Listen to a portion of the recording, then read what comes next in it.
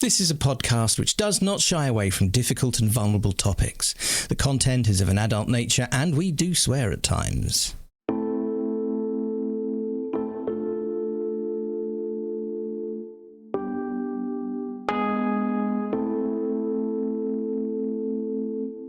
Welcome to the Autistic Licensed Podcast. I'm Shauna and I'm in Carrickfergus in Northern Ireland. I'm Leo in London. We invite you to listen in on our conversations as we experiment with unmasking in an autistic space. We talk about what it means to discover we're autistic as adults, especially with established careers as therapists. We want people to know that autistic therapists exist and to broaden the conversation about neurodiversity. You're so welcome to join us, whoever you are and wherever in the world you are. We hope you'll find something of interest and connection here.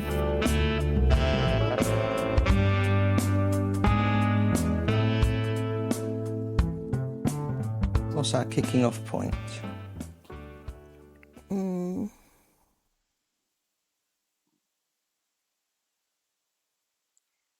I'll talk then about my appointment because it's contained. I might have been just about to talk. Well, I gave you ample time, I think. Okay, I'll extend the pause a little longer. What was going to happen? I don't know. You don't know? Oh well. Talk about your appointment. That's okay. It's contained. There's not a great deal to say. But I was diagnosed formally just over a month ago as combined ADHD, so hyperactive and inattentive. And the next appointment happened yesterday, which was my first titration appointment. So in other words, to talk about treatment. It covered ground that I am very familiar with, even as a third person, because as an autistic ADHD therapist, most of the people I work with are like me, and quite a few of them have recently gone on the similar journey of a clinical diagnosis and medication and titration. So I've got quite a lot of anecdotal background information, so I felt fairly well equipped. And it was not a long appointment. I think it was 23 minutes in total.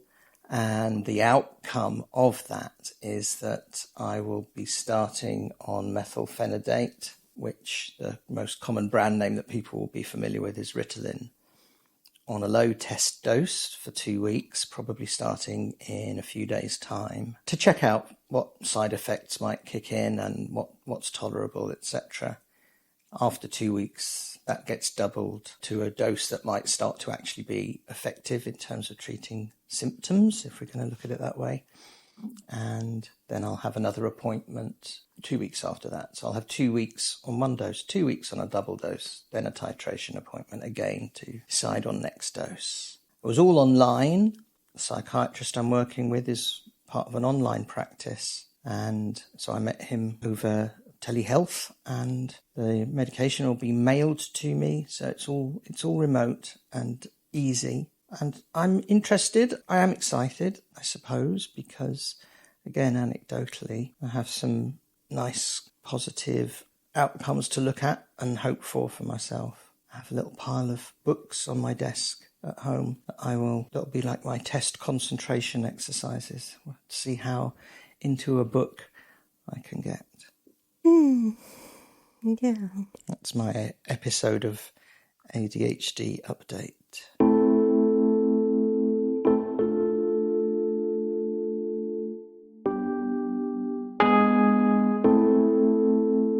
And, there's a lot of fascinating people who don't get their voices heard. In fact, arguably the most interesting people don't get their voices heard, and again, that's not even you've got to be really interesting to come on. People are interesting. I'm not really interesting, and I'm talking. So there's something around, if we can provide that kind of a platform, it really fits from a social justice kind of angle, and just if that is meaningful for someone to have a conversation with us and see what comes out.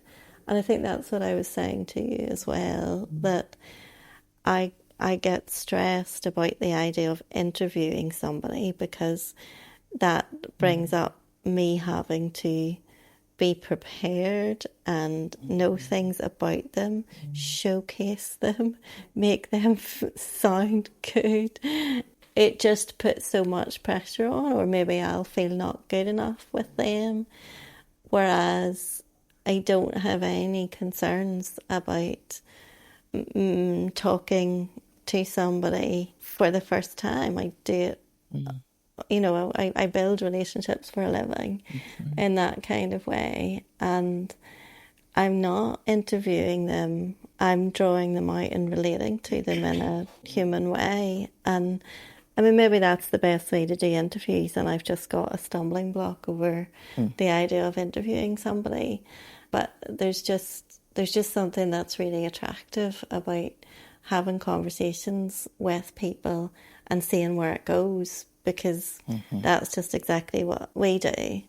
Yeah. Rather than interviewing somebody whose publicist has contacted us.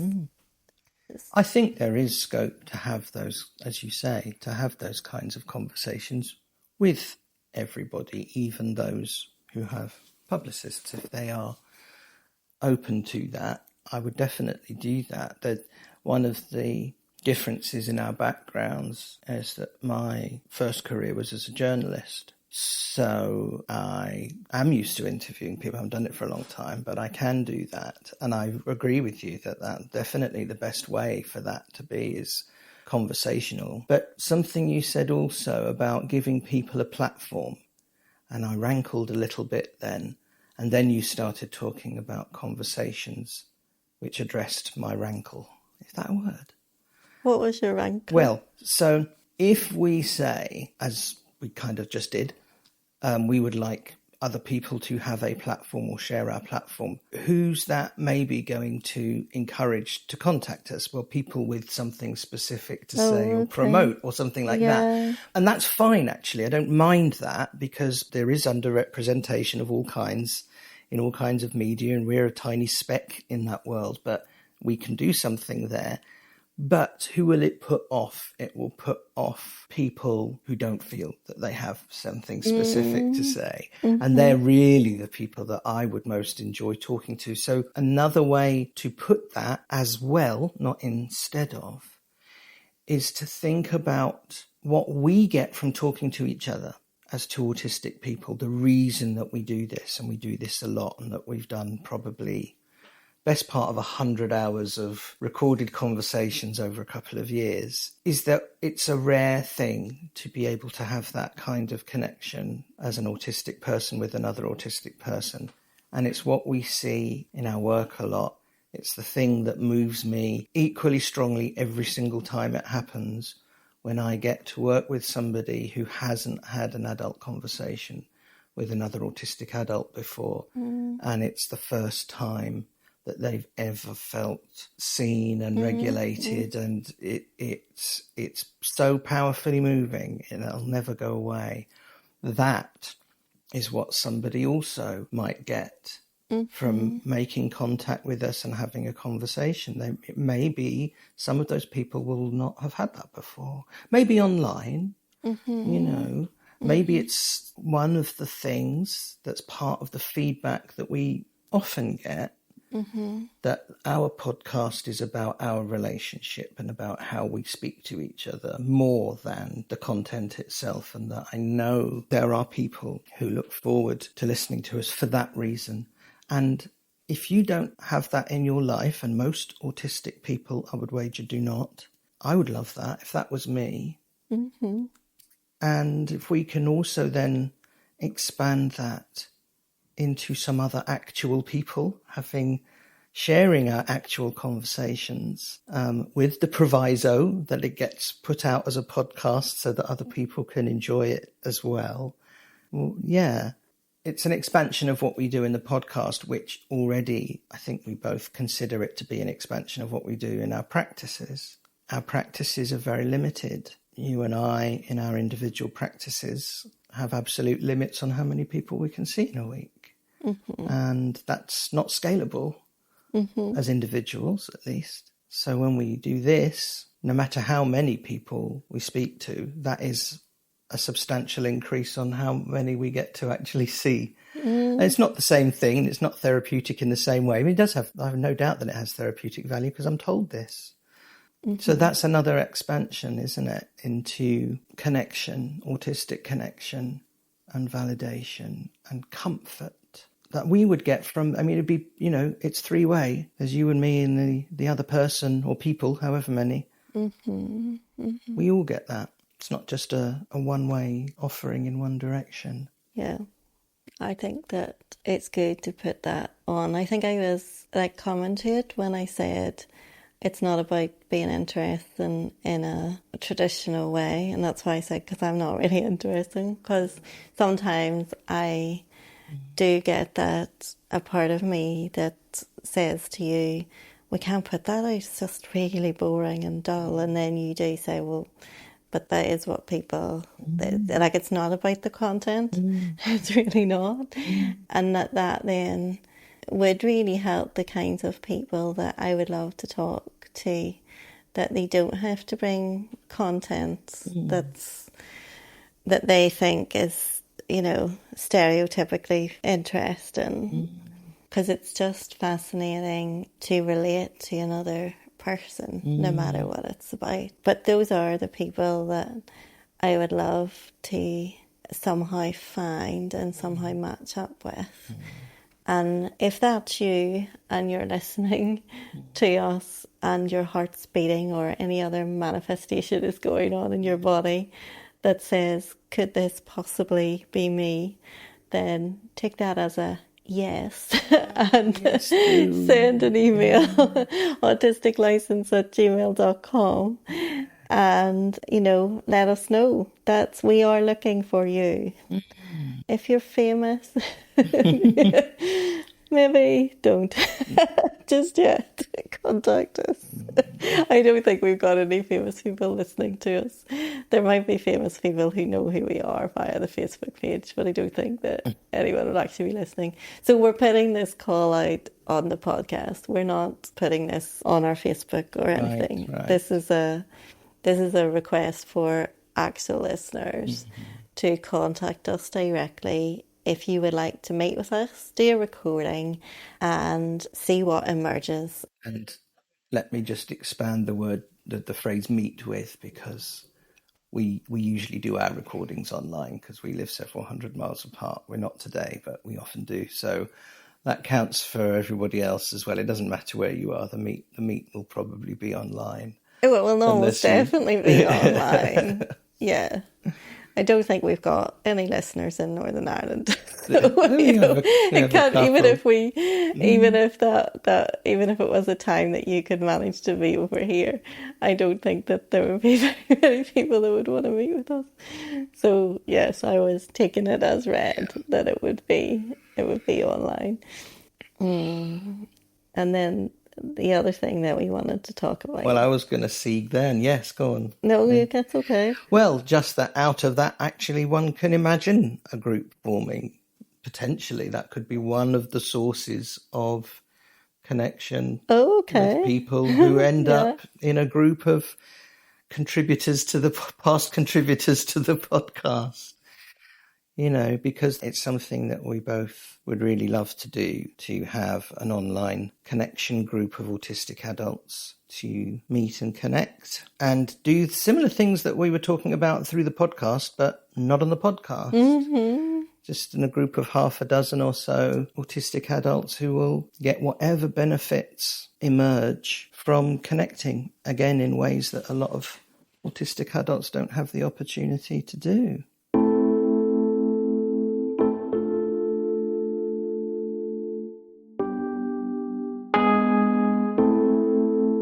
So that we're aware that there's so much complexity around group formation and the harm that can be caused, and being really, really careful with how you do things. I guess that where we are is that maybe to gather that information in that kind of a way in a group format might not well, I just said we there, so I should personalise that. I guess where I am is that maybe to gather that information in a group context isn't even the way to go, and it's similar to the invitations for guests. Like, we just need individuals to approach us and say, I'm interested in being a part of a group, and whatever way is helpful for that person to communicate, whether they want to write what they're looking in a group, whether they'd like to meet with us to share what they're looking for, or whatever way that can be facilitated. And then we might go away and have this number of people, and then we might be able to match people.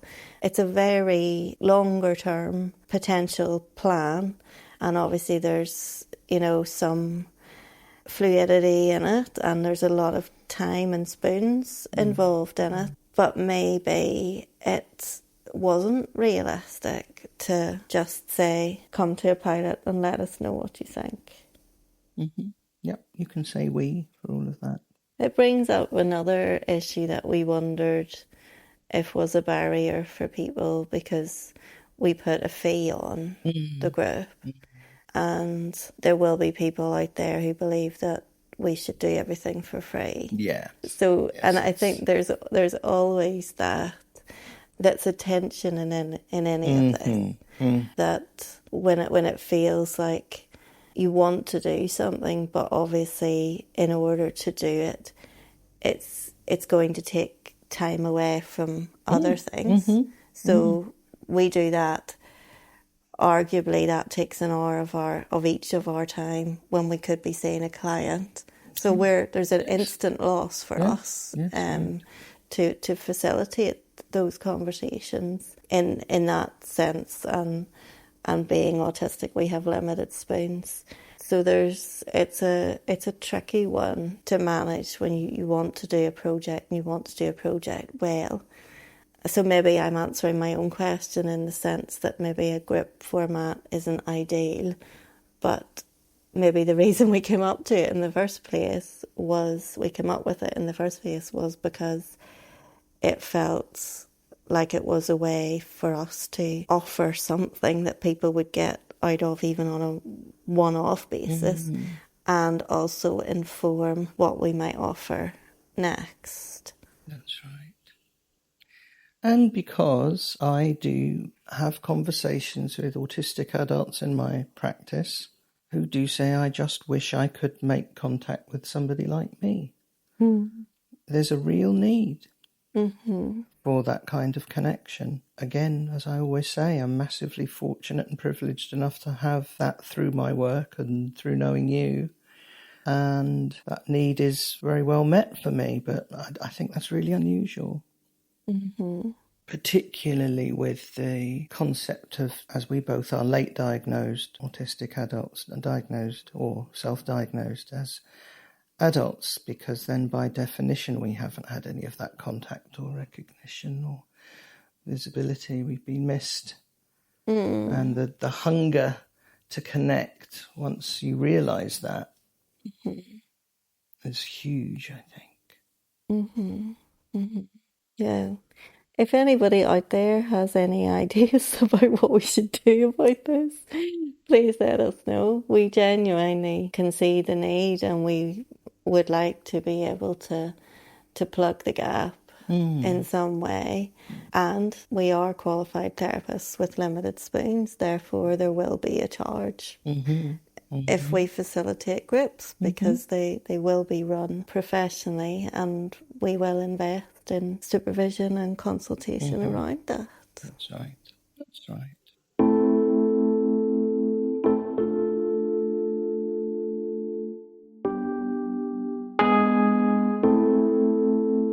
So you will be going home 3.5 hours later on tonight. Is there anything coming up in your life that you're excited about, that looking forward to, not looking forward to? What's life going to look like for the next few weeks? We spent quite a while last released episode talking about a change of seasons, and that's still underway. In fact, when we spoke about it to be quite a sudden thing, but it turned out to have reversed itself, and it keeps backwards and forwardsing over the line in both our nations, but in different ways. It's raining in London today, it's sunny here, it's always that way round or the other way round. It's never very rarely consistent. So autumn is my favourite. Winter I like too. So seasons-wise, in terms of being outside and physical comfort as well, I prefer colder weather. So I am looking forward to bits of the season. What about you? What does the next few weeks look like?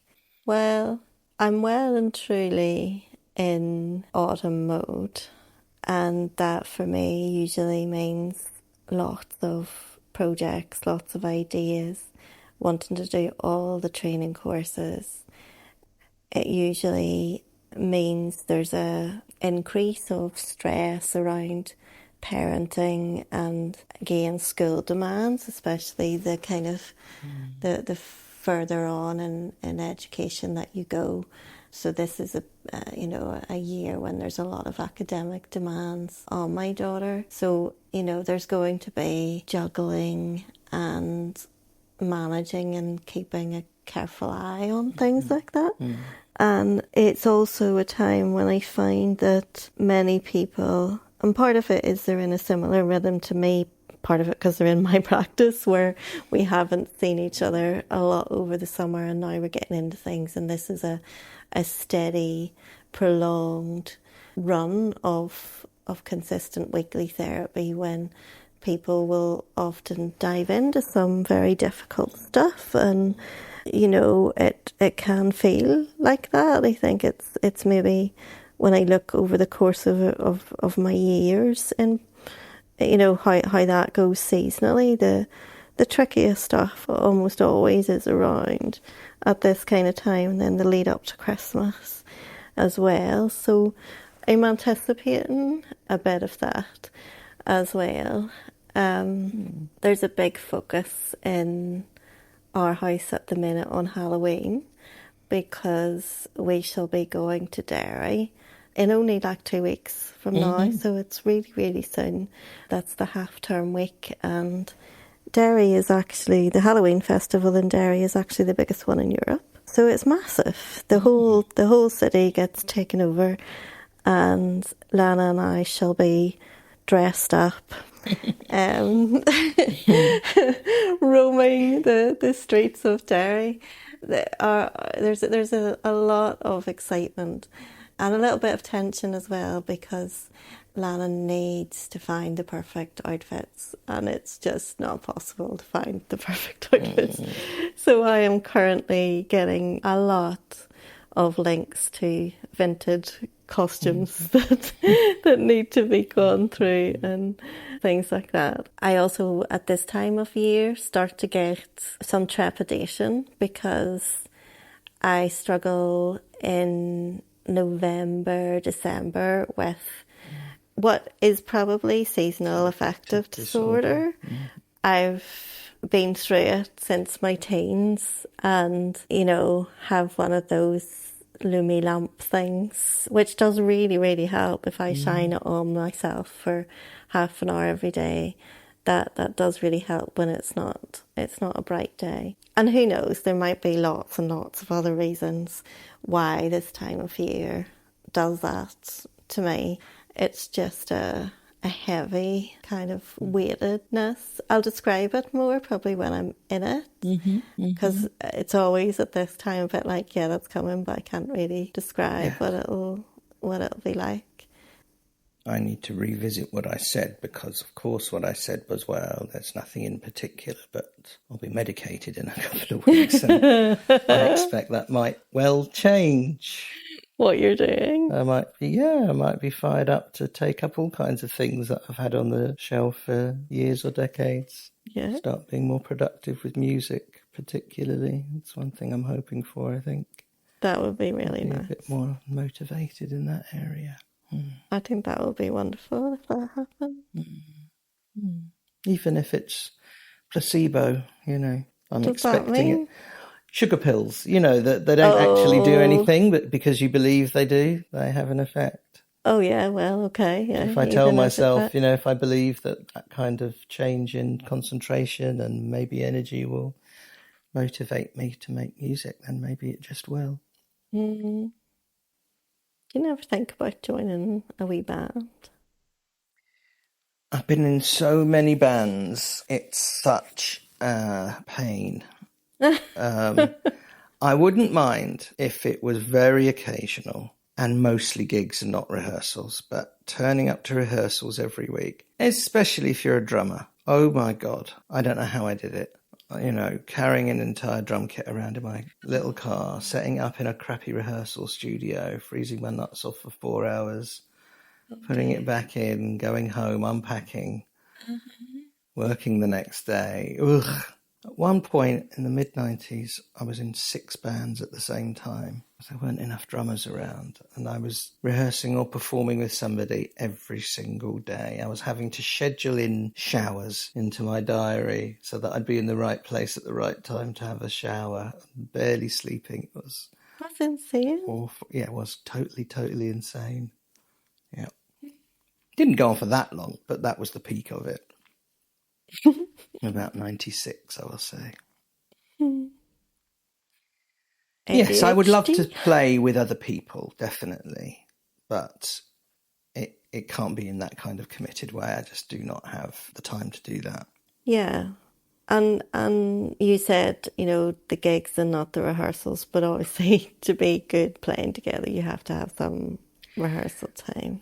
I don't know about that. I have done gigs before where somebody sent me the CD and I just listened to it and then I turned up and played and it was brilliant. And that's what you mean as a drummer, you can just do that? It is possible. Do you get to kind of set the rhythm as long as you're doing the right rhythm, then other people can follow if I know the material, then it's doable. I've done it. And that's really nice because it's just turn up, do the nice gig and have to work at it. That relies on there being kind of an existing band with existing material for me to learn, rather than getting together with some people and coming up with stuff.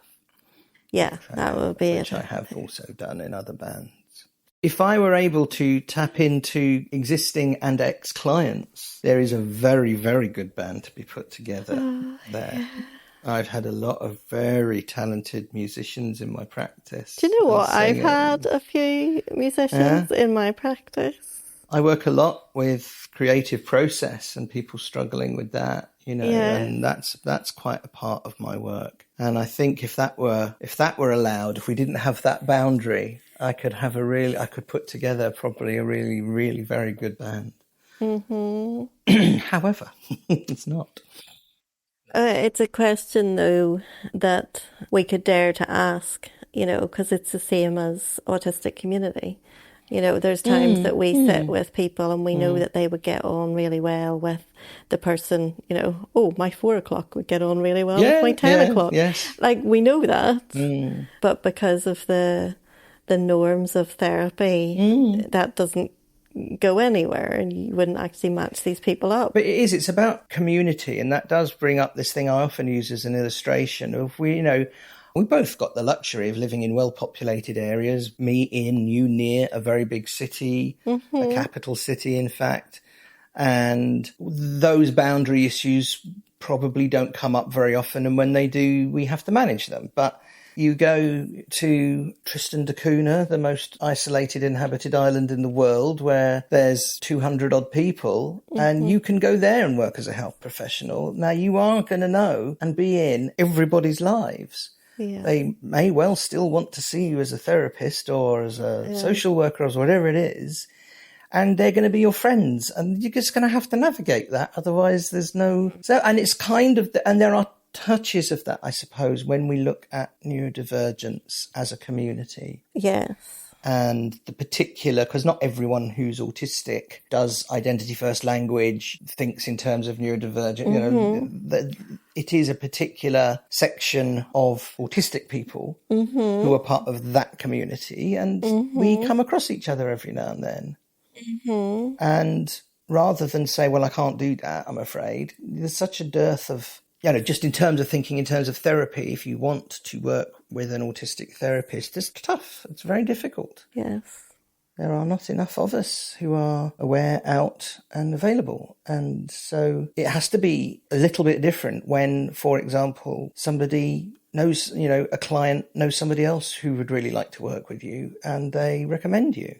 Mm-hmm. And I do know therapists who will absolutely not work with people who know each other in any way. Mm-hmm. But that's a very difficult boundary to insist upon when there's such a dearth of availability. Well, also, the therapist might not know that there's that connection, or that connection may not yet have been forged yet. Yes, and that obviously happens also, absolutely. And then what do? Do you suddenly say, right, well, that's that then? Or if what if somebody is seeing me as a therapist, someone else is seeing me as a supervisee, and then those two people meet each other. Mm-hmm. There's all sorts of things that can evolve. It does. It absolutely does. And it does so much more now that I am, working in a particular community. Yes. Even though that is a national or an international one, actually. But nevertheless, these things happen. And it's down to the size of the community, the interconnectedness of the community and the availability of people like us.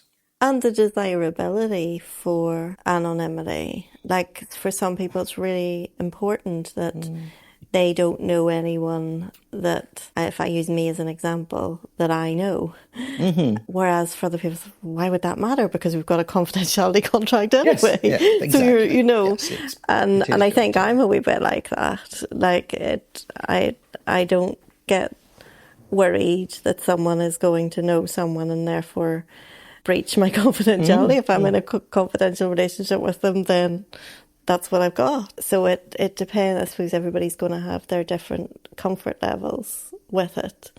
But it also comes down to then community resourcing. So in terms of in-person meetups, I know like one person locally who's out as an autistic therapist. And if at some point we together were to decide to run some kind of meetup group, then inevitably people who are currently or were previously clients or supervisees, so then you've got all of those ethical considerations. Yeah, we do have to be more flexible around what we enforce externally in terms of those kinds of limitations. Yeah, you're right. For our own sakes too. It's not just about, as you say, confidentiality in our work is covered. Mm-hmm. We abide by codes of ethics that are, really clear, and that's not a problem. It's like going to Autistic. You're going to turn up to a venue that's national, well, international again, actually, and there's going to be 400 autistic people there. Mm-hmm. And the chances of me having a connection with one or more of them is pretty high. Mm-hmm. Mm-hmm. Because I'm a professional autistic person. Yeah. So is there, does a lot of this need to be looked at again? And do we need to, get past some of it? Those of us who might be ready to, do we need to get past it and say, actually, I can be in a group with somebody who, whatever a relationship I might have had with them. Yeah, as long as it's mutually consented to. I mean, that's the thing. Mm-hmm. Dilemmas will come up. If that happens and somebody isn't happy about it, which one steps back? Those dilemmas will come up. Mm-hmm. That's how it is. But it's better to face those dilemmas than to deny access. Or be fearful about whether they might. Because that's sometimes what I think, even about having something local. Who knows what's going to happen? And it could be something where you're starting some kind of original group. And of course, if you're starting it and you're running it, you have to go to it. But, if somebody came along and they didn't want to be in a group with me because of our history, then they could be on a waiting list for another group that would be run by someone else that might branch off from my original group. So I have thought about that as well, that it's only in the early days it's a problem if no such group exists, but down the line, if there's 5 groups, then people go to the one that I'm not in, if it's me that's the common denominator, and likewise with each other.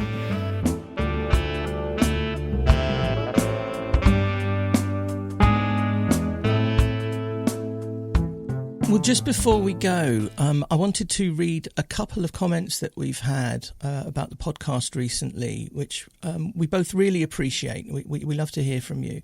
The first is from Catherine. She's somewhere in the United States. She doesn't say where. And she says, I enjoy these conversations so much. I appreciate Shauna's insight about autistic burnout being chronic rather than cyclical.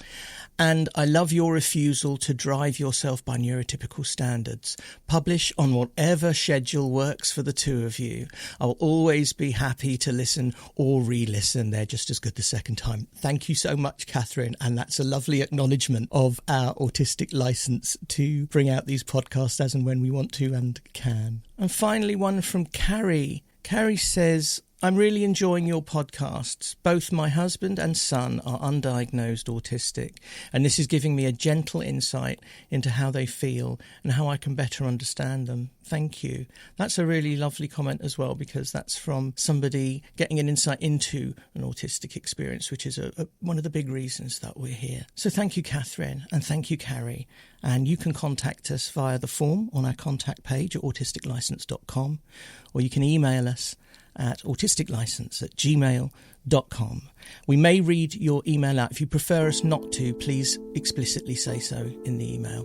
Okay, lovely listeners. Speak to you next time. Speak to you next time, and bye. Bye-bye. Thank you for listening to the Autistic License podcast. You can connect with us via Instagram, Facebook at autisticlicense.com, or by email at autisticlicense@gmail.com. And we spell license the British way, LICENCE. We also have a thriving Facebook community. Search for Autistic License Shauna and Leo, or click on the link in the show notes.